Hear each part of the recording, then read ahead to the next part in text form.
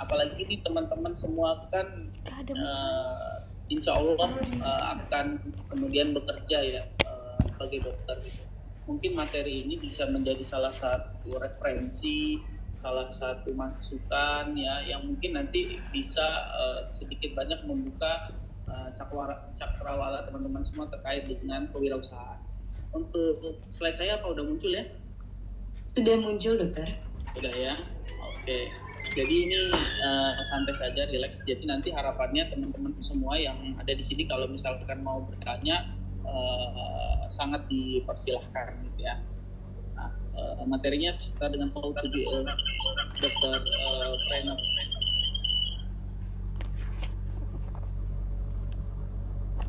Nah, jadi sebagaimana kita ketahui bahwa WHO itu mengharapkan kita sebagai dokter itu dokter bintang 7 gitu ya. Jadi dokter yang secara sempurna dan paripurna memiliki kemampuan sebagai berikut. Yang utama yang pasti kita lakukan adalah sebagai care provider ya, penyedia layanan khususnya di bidang kesehatan gitu. Kemudian juga decision maker, membuat keputusan. Tentu hari-hari seorang dokter itu tidak jauh dari membuat keputusan apakah ini diagnosisnya, apakah terapinya ini tepat, ataukah pasien ini akan kita rujuk atau kita rawat gitu ya.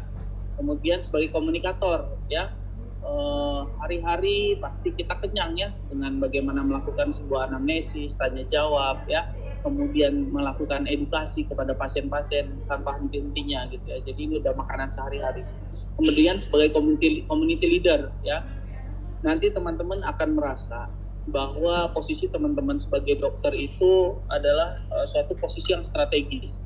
Saya punya cerita yang unik yang waktu itu terjadi ketika saya melaksanakan PTT. Jadi waktu saya baru selesai dari Yarsi, kemudian saya berangkat PTT. Nah, jadi PTT itu kita masing-masing ditugaskan di suatu daerah gitu.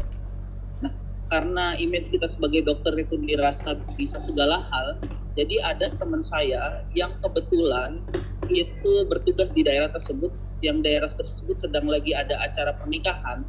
Entah bagaimana caranya, akhirnya dia ditunjuk sebagai orang yang memberikan nasihat pernikahan. Padahal pada saat itu dia sendiri pun belum menikah gitu.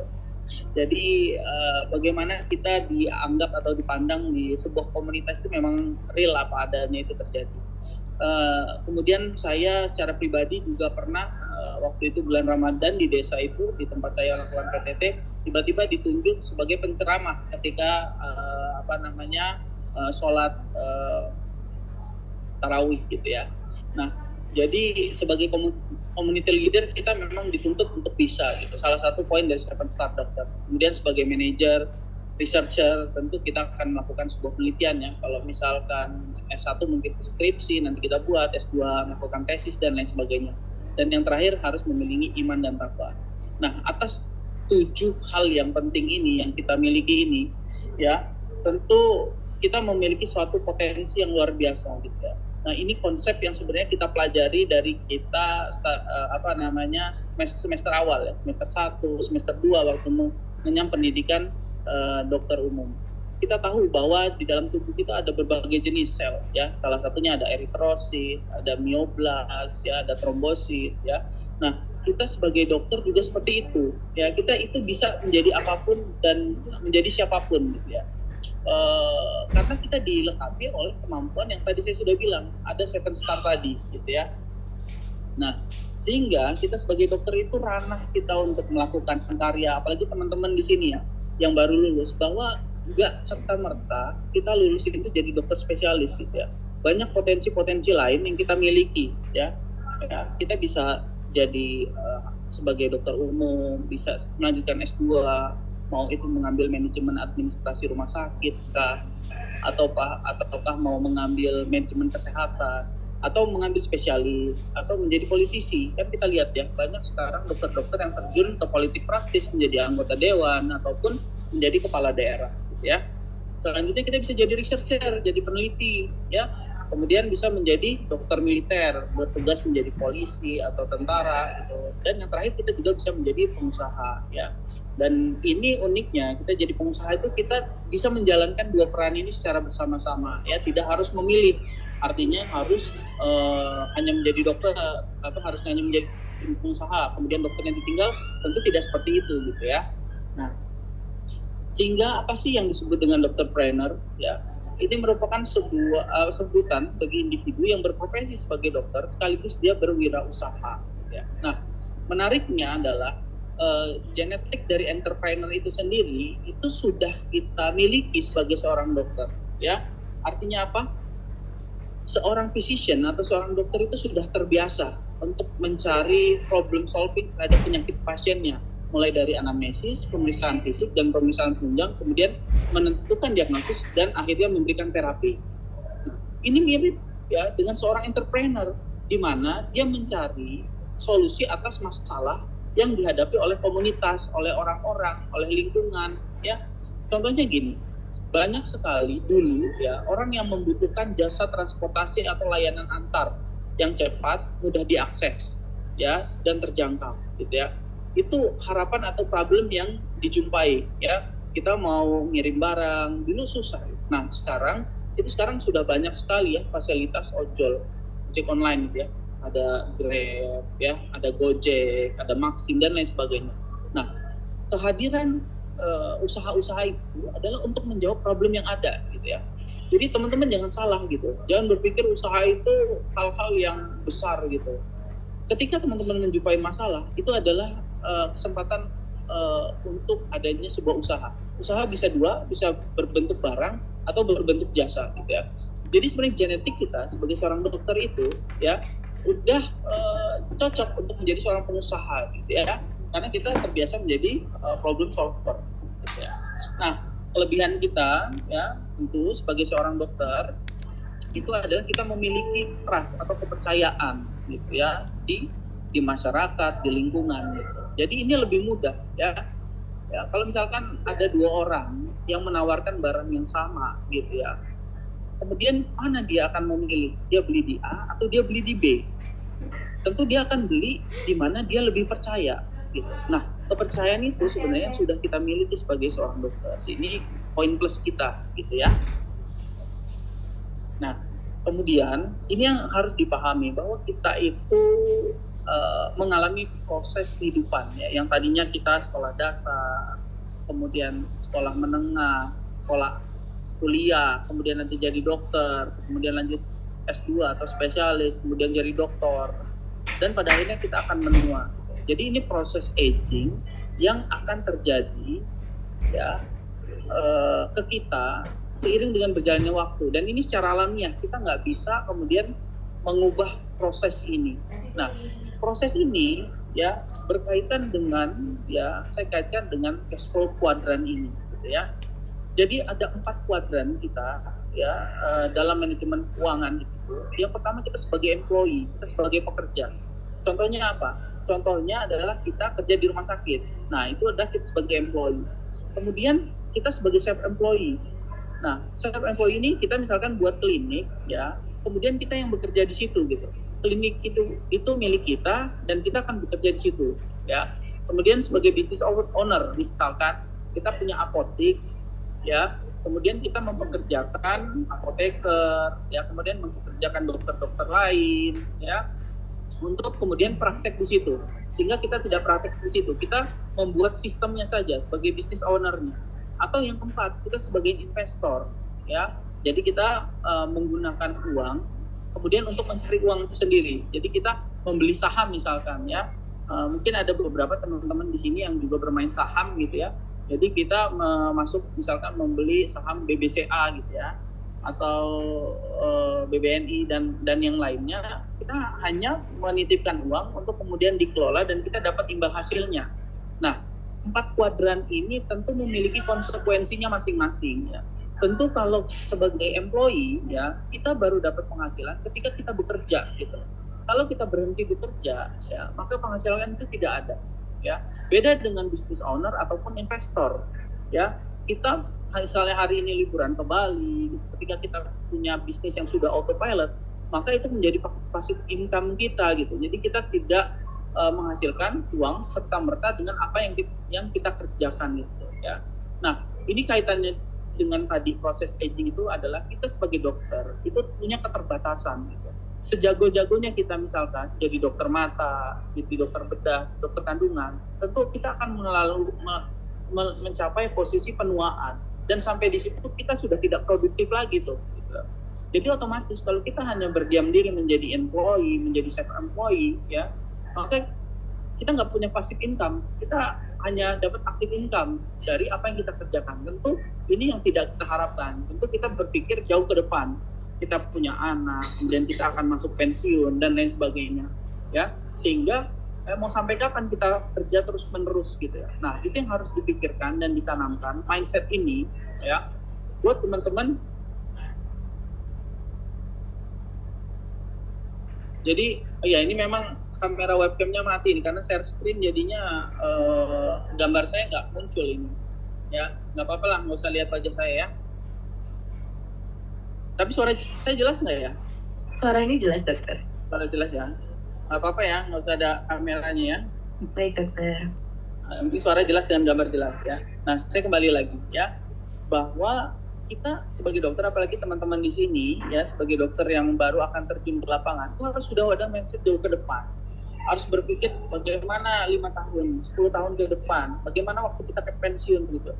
Ya, kita harus menciptakan passive income. Jadi kita nggak nelongso gitu waktu pensiun. Kita bisa menikmati masa tua kita, bermain dengan anak, istri, dan cucu gitu ya, tanpa dibebani oleh pekerjaan secara langsung. Gitu. Nah, saya mengajak teman-teman semua untuk berpikir ke arah sana gitu ya, dengan cash flow quadrant ini ya.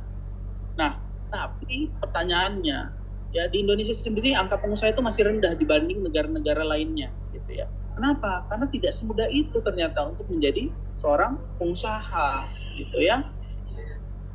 Banyak hambatan untuk menjadi seorang pengusaha. Nah, hambatan-hambatan itu coba nanti saya angkat dan kita bahas gitu.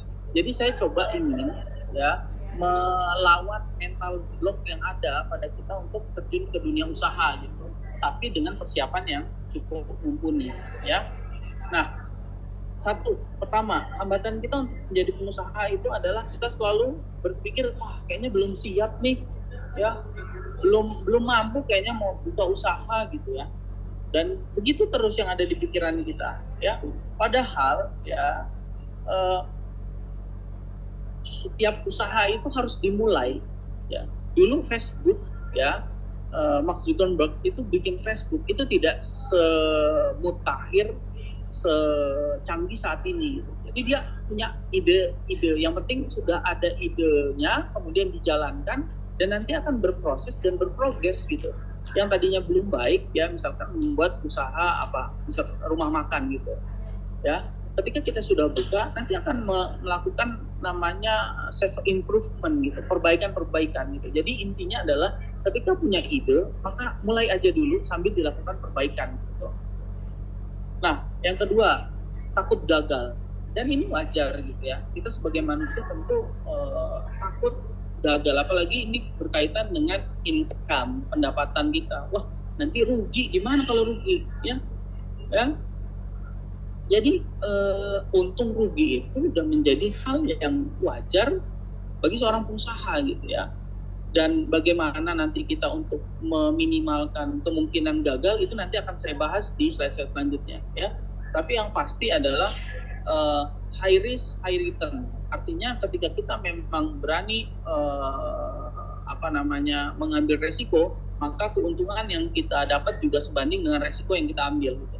Kalau kita nggak mau ngambil resiko, maka kita nggak akan pernah yang namanya mendapat peluang atau keuntungan gitu ya.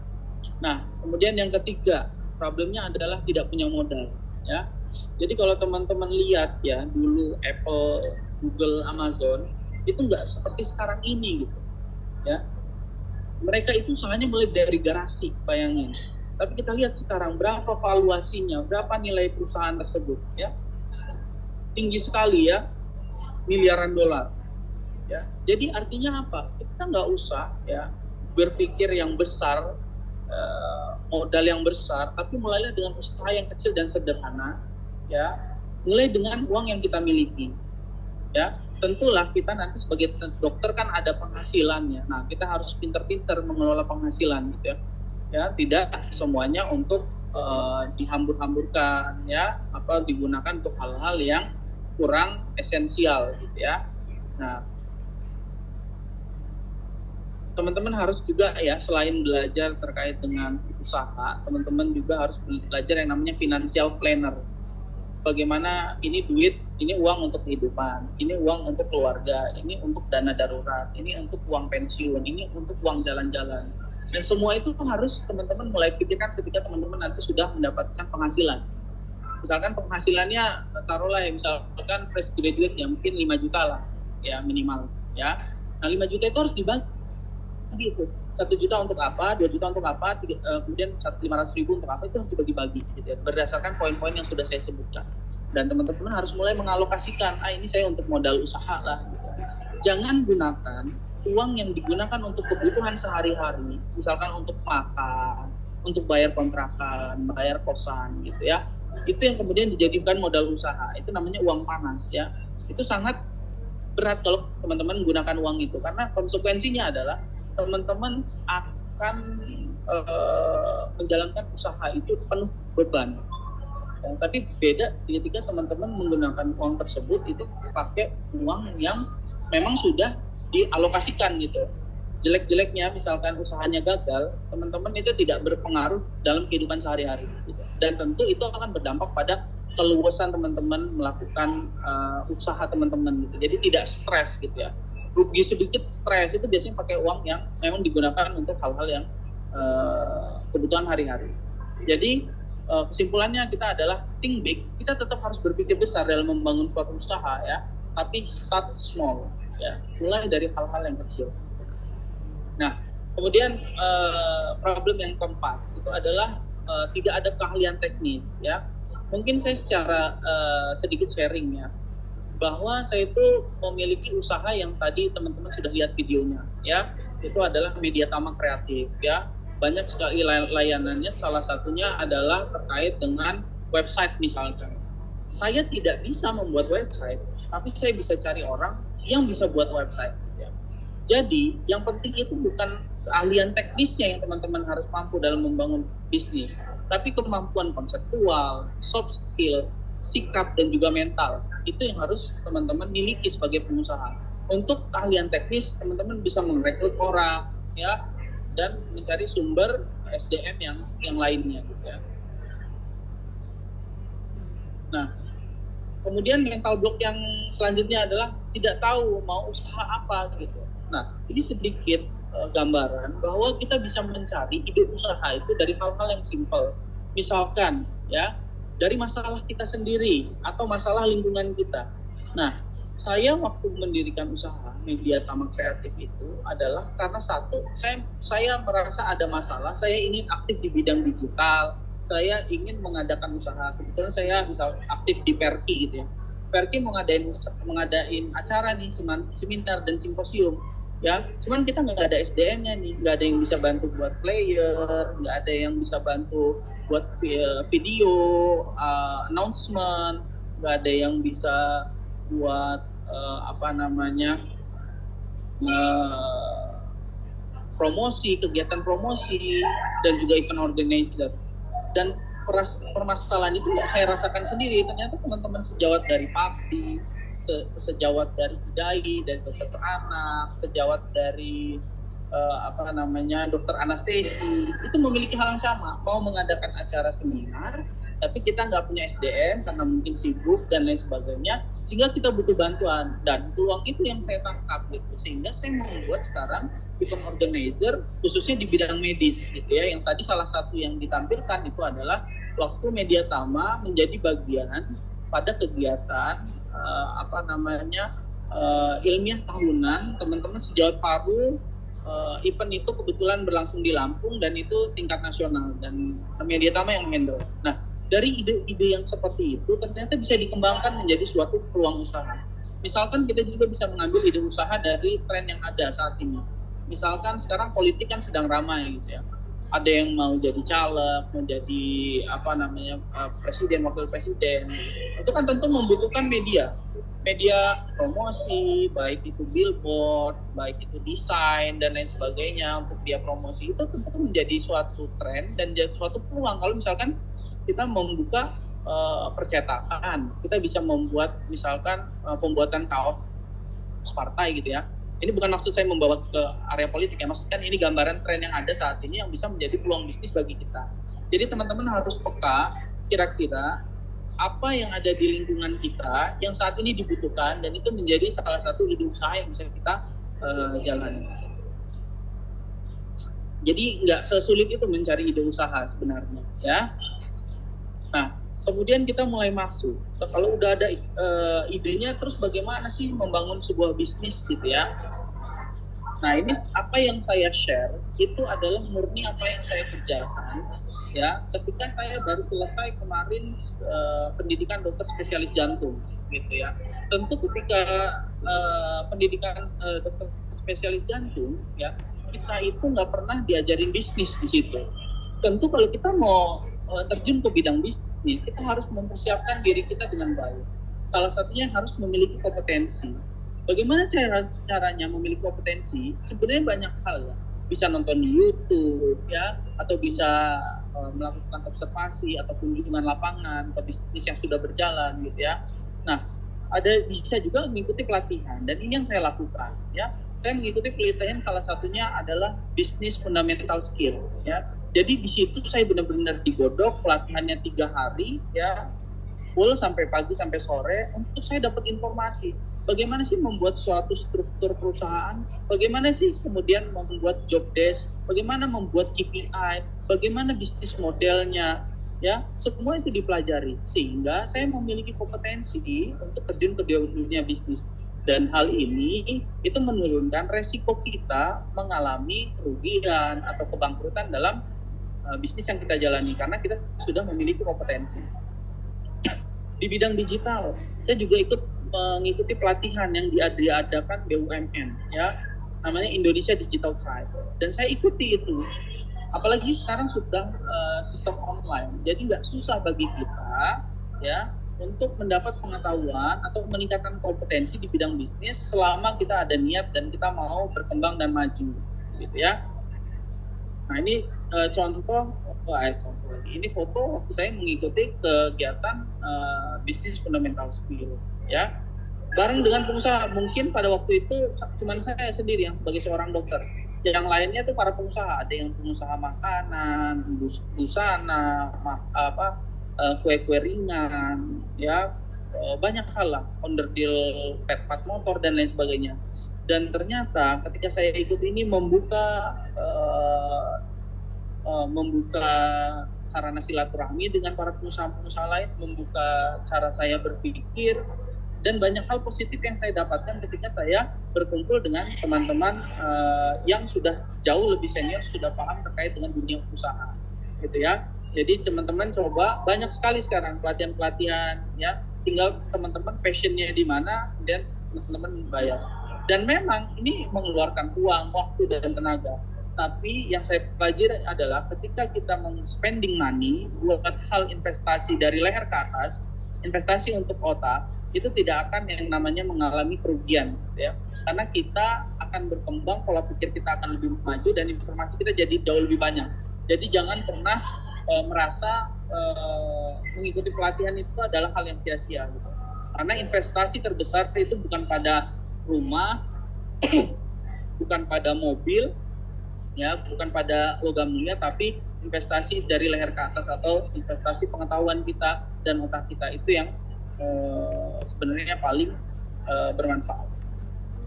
Nah, kemudian ini yang juga penting ketika kita mau menjadi pengusaha, kita itu harus memiliki mindset yang jelas, dan tentu ini berbeda antara kita menjadi seorang pengusaha dan karyawan.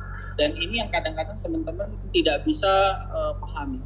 Kalau kita sebagai karyawan, ya tentu kita itu sudah jelas kerja dari jam 8, pulang dari jam 16. Kemudian hari Sabtu atau Minggu kita libur, atau kita dapat jatah libur, ya itu setiap setiap cuti itu didapat, misalkan setahun dapat 8 atau 11 kali. Itu sebagai karyawan. Tapi mindset kita sebagai entrepreneur atau pengusaha, kita nggak bisa seperti itu. Karena ketika kita memiliki usaha, kita itu memiliki tanggung jawab lebih. Dan kadang ya itu akan menyita waktu kita, ya baik waktu libur kita. Dan saat ini itu yang saya lakukan gitu. Jadi biasanya saya itu berangkat pagi, misalkan mulai praktek, visit, poli dan lain sebagainya itu jam 8 pagi sampai kadang jam 8 malam, karena saya kadang bekerja di 2-3 rumah sakit dalam satu hari kan, ada visit dan lain sebagainya gitu. Waktu kosongnya adalah ketika malam gitu. Jadi biasa saya melakukan rapat, meeting dengan manajer atau dengan tim di Mediatama itu biasanya malam. Ya, ketika saya pulang dari rumah sakit, pada saat nyetir mobil itu, jadi itu saya gunakan waktunya untuk berdiskusi terkait dengan apa sih masalah hari ini gitu. Tentu kan saya sebagai CEO di Mediatama itu tidak mengerjakan hal-hal teknis. Ketika ada problem yang tidak bisa diselesaikan di lapangan oleh manajer dan lain sebagainya, tentu akan naik ke saya sebagai CEO kan. Nah itu biasanya saya gunakan waktu ketika saya pulang praktek sambil jalan, sambil berteleponan, ya, bukan ada hands-free dan lain sebagainya, untuk menyelesaikan problem yang ada. Jadi intinya adalah mindset ini harus kita ubah ketika kita memang mau terjun menjadi pengusaha. Jangan pernah berharap bisa liburan sampai memang perusahaan itu bisa autopilot gitu ya. Nah, kemudian ini juga ya, mindset. Waduh, ini waktunya udah habis tapi materi saya masih banyak. Jadi gimana ini? Ini mungkin 2 menit lagi, apakah memungkinkan dokter? Kayaknya nggak cukup kalau 2 menit lagi. Saya usahakan setelah saya masih ada pembicara atau apa ya agendanya? Sudah tidak ada dokter, tinggal tanya jawab. Oh, tinggal tanya jawab. Ya saya selesaikan dulu aja ya ini ya. Saya usahakan cepat ya. Baik dokter. Oke, nah ini yang mindsetnya juga yang teman-teman harus pahami ya. Kalau kita sebagai karyawan tentu yang dituntut adalah profesionalitas. Bagaimana misalkan sebagai dokter bisa berlaku ramah pada pasien, kemudian melayani dengan baik, ya, visit tepat waktu dan lain sebagainya. Tapi kalau kita sebagai pengusaha itu banyak hal yang harus kita pikiri ya. Tapi ini jangan menjadikan momok, tapi ini menjadikan tantangan kita untuk maju. Kita harus memikirkan salesnya, manajemennya, marketingnya, dan finance-nya gitu ya. Itu harus menjadi hal yang ada di benak kita. Dan ini semua ada dijelaskan, misalkan saya dapat materi ini di Business Fundamental Skill. Jadi ini bisa teman-teman ketahui ya. Dan ini mungkin sikap mental seorang pengusaha yang harus dimiliki. Yang pertama adalah problem solver. Jadi harus bisa menyelesaikan masalahan yang ada, baik itu masalah SDM dan lain sebagainya ya. Kemudian harus memiliki komitmen yang kuat ya.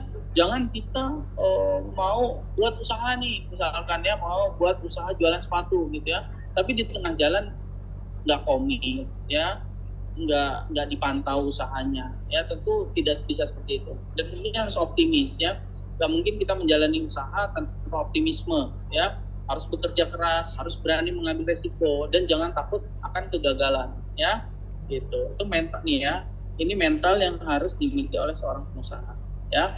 Dan pengetahuan yang harus dimiliki oleh seorang pengusaha adalah yang pertama keterampilan manajerial, yang kedua adalah 4 fungsi dasar bisnis. Apa aja sih keterampilan manajerial itu? Misalkan mengelola diri sendiri. Kita nggak mungkin bisa mendisiplinkan pegawai-pegawai kita yang sudah kita gaji kalau kita sendiri tidak disiplin. Jadi kita harus bisa mengelola diri sendiri dulu, baru bisa mengelola orang lain.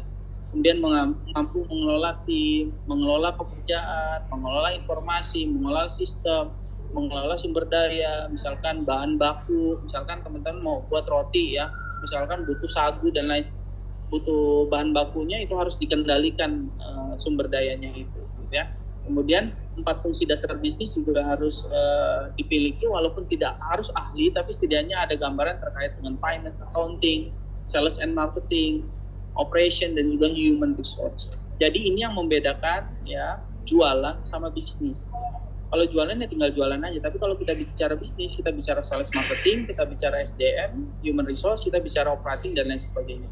Itu yang membuat kita dinamakan seorang pengusaha atau bisnis. Nah, ini cara cepat teman-teman untuk bisa menjadi seorang pengusaha, yaitu apa? Seorang Messi, Ronaldo, ini punya pelatih ya yang membuat dia seperti sekarang ini. Nah, begitu juga teman-teman atau kita yang ingin terjun di dunia usaha, itu harus ada mentornya nih. Ya, kita harus bisa belajar dari orang tersebut. Bisa secara online atau tatap langsung gitu, tapi kita harus punya siapa sih role model kita, siapa sih pengusaha yang kita kagumi, siapa sih pengusaha yang kita bisa ikuti jejak langkahnya, dan kita bisa berkomunikasi itu jauh lebih banyak, sehingga ketika kita ada masalah, ada yang bantuin kita nih, apalagi kita sebagai pemula. Jadi teman-teman harus cari mentor, ya. Kemudian harus mempunyai support system, ya. Harus punya keluarga, teman, atau kita gabung ke komunitas, ya. Misalkan teman-teman pengusaha muda, ya, gabung di situ, ya. Jadi lingkungan yang kita miliki itu harus mendukung kita. Jangan sampai kita misalkan punya teman yang toksik gitu ya. Lu gaya-gayaan, lu menjadi pengusaha udah gue bilang kan rugi kan, lu sih nggak dengerin gue gitu. Nah, kita harus punya support system yang ketika memang kita terjun di dunia usaha, dia bisa mendukung kita gitu ya, memberikan dukungan gitu ya. Kalau tidak secara materi, yang kita harapkan adalah secara moral gitu ya. Ini penting sekali biar kenapa? Karena suatu saat kita akan mengalami kegagalan atau kerugian gitu ya. Tapi kita bisa bangkit kemudian maju kembali, kita punya support system yang baik gitu ya. Dan ini yang saya gaungkan gitu buat teman-teman semua di sini ya. Apalagi yang baru selesai kuliah itu biasanya workaholic gitu ya. Kemudian dapat penghasilan yang cukup besar gitu ya.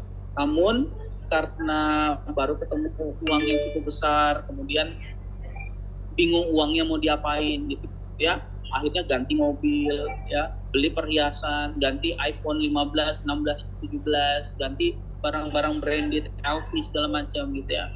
Itu bukan nggak boleh, tapi belum saatnya gitu.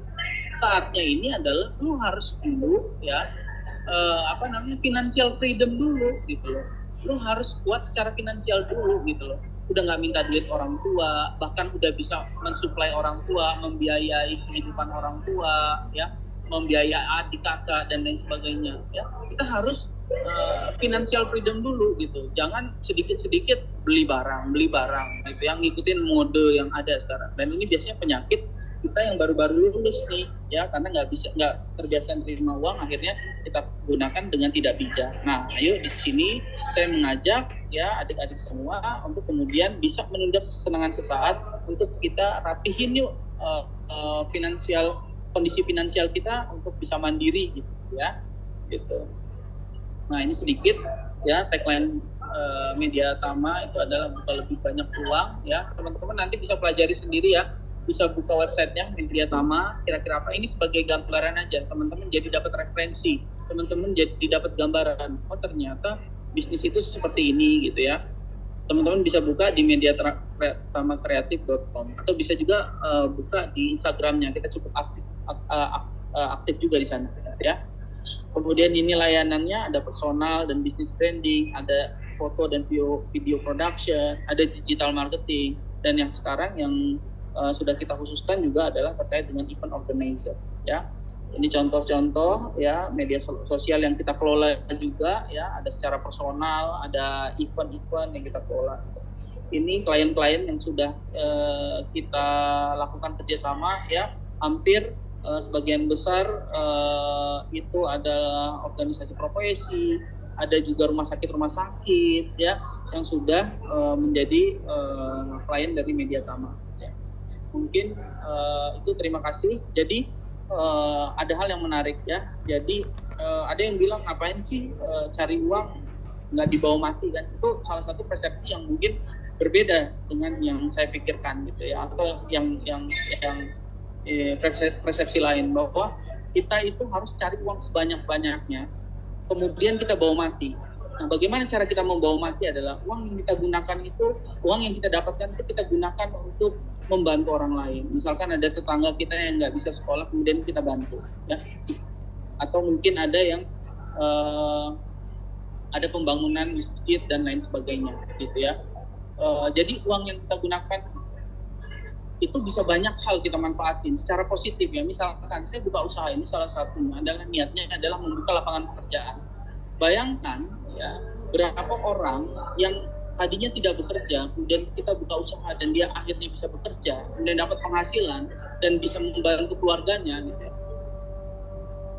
Tentu saya berpikir bahwa itu salah satu keberhasilan atau kebahagiaan kita menjadi seorang pengusaha ya. Ketika kita bisa bermanfaat lebih buat orang lain gitu ya, sehingga usaha itu tidak serta-merta terkait dengan profit,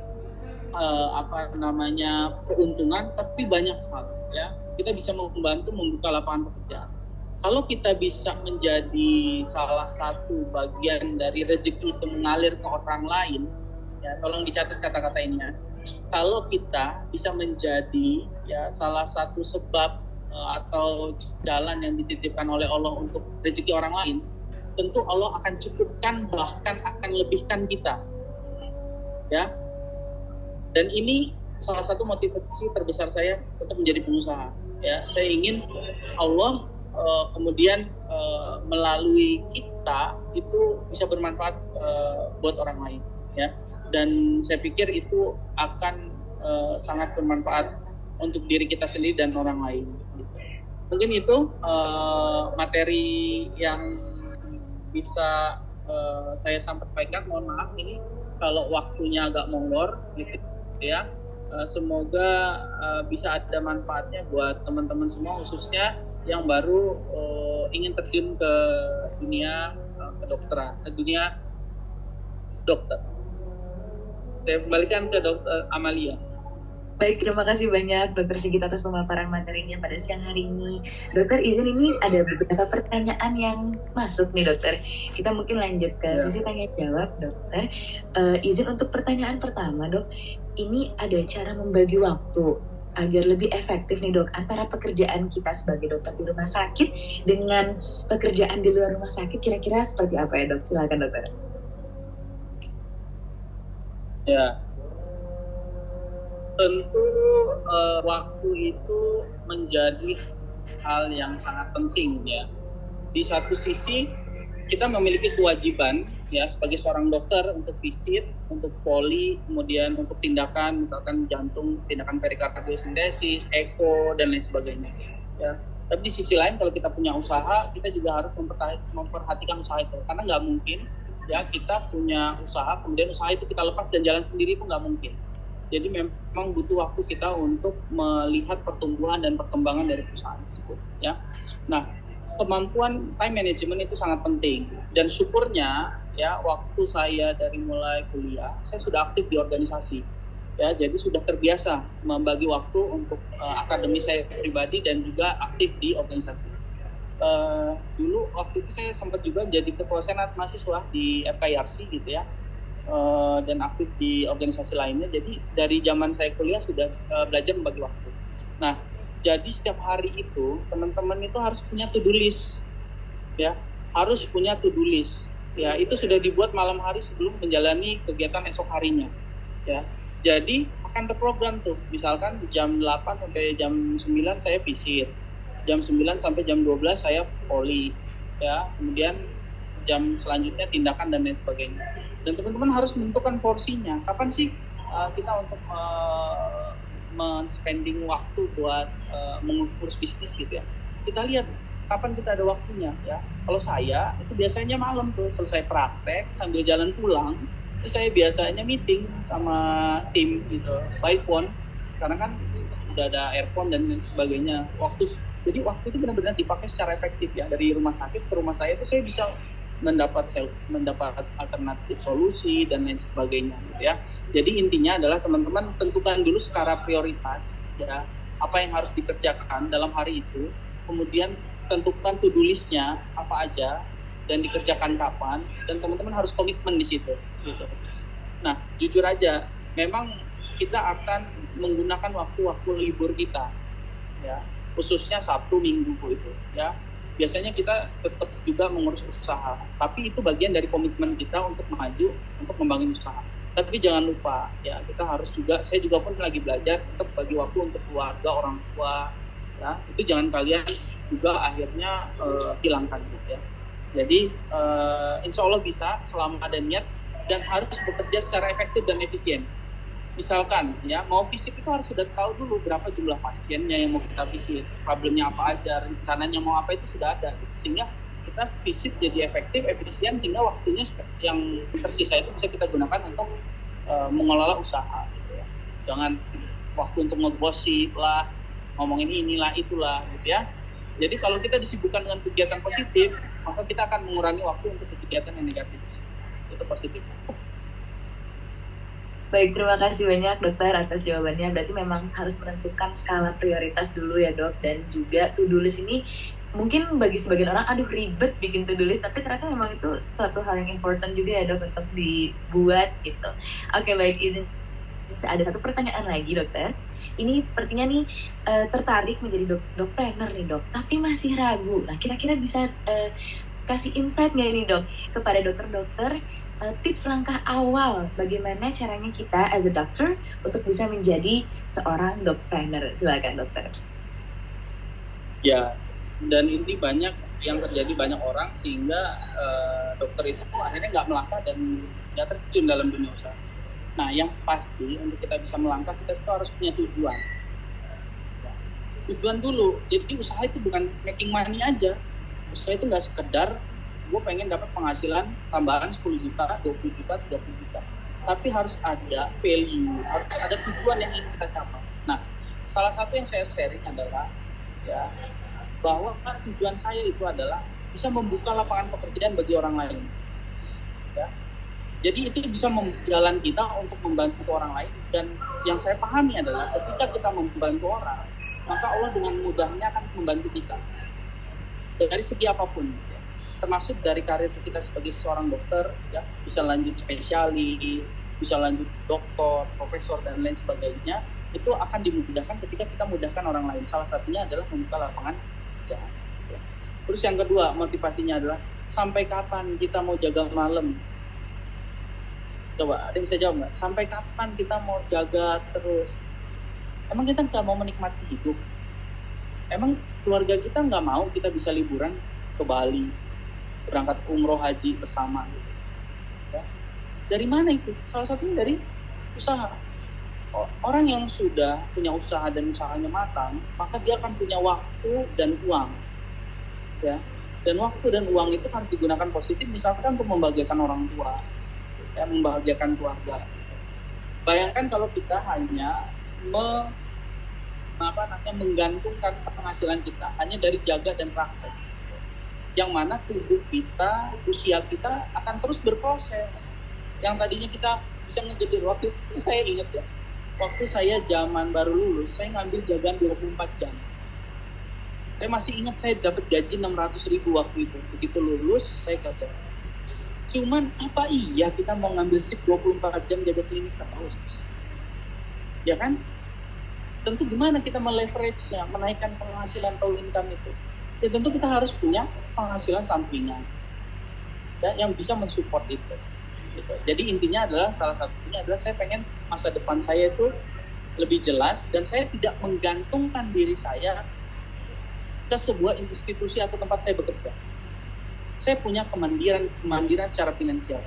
Mau saya dipecat, ya ini jelek-jeleknya ya, tapi saya tidak berharap karena kita juga harus profesional ya. Tapi ketika kita punya kemandirian secara finansial, maka itu adalah kemewahan ya bagi seorang dokter. Untuk kemudian itu kita manfaatkan untuk membahagiakan orang lain atau membantu orang lain. Seperti itu. Baik, terima kasih banyak dokter atas insight-nya. Jadi ini membuka pikiran juga ya dok untuk dokter-dokter yang baru lulus ini juga nih. Jadi jangan cuma sebagai klinisi ya. Jadi dokter ini masih punya peluang dan kesempatan yang besar juga untuk bisa menjadi seorang pengusaha atau entrepreneur, begitu ya dokter? Asik sih kalau udah jalan tuh nikmat ya. Membangun bisnis yang dari kecil. Saya dulu itu nggak kebayang ya. Sekarang karyawan yang bekerja itu jumlahnya udah belasan. Saya nggak kebayang. Dan alat-alat yang kita miliki juga terus bertambah gitu ya. Jadi nikmat ya merawat dari usaha kecil sampai bisa bergerak itu suatu kenikmatan tersendiri sih. Dan itu yang mungkin salah satu penyemangat saya untuk terus mengembangkan usaha ini. Baik, terima kasih banyak dokter. Ini untuk teman-teman sejawat sekalian bisa menjadi sebuah motivasi nih bagi teman-teman semua untuk bisa melangkah maju lagi untuk mendapatkan masa depan yang tentunya lebih cerah, nggak cuma dari bidang kita aja sebagai seorang dokter. Baik, terima kasih banyak dokter Sigit atas jawaban dari pertanyaan-pertanyaannya dan juga materi yang telah diberikan pada siang hari ini. Izin dokter, mungkin kita akan lanjut ke sesi berikutnya. Akan ada penyerahan sertifikat dokter dari panitia sebagai bentuk tanda terima kasih. Saya izin untuk di capture ya dok. Untuk kakak admin boleh silahkan dibantu. 1, 2, 3.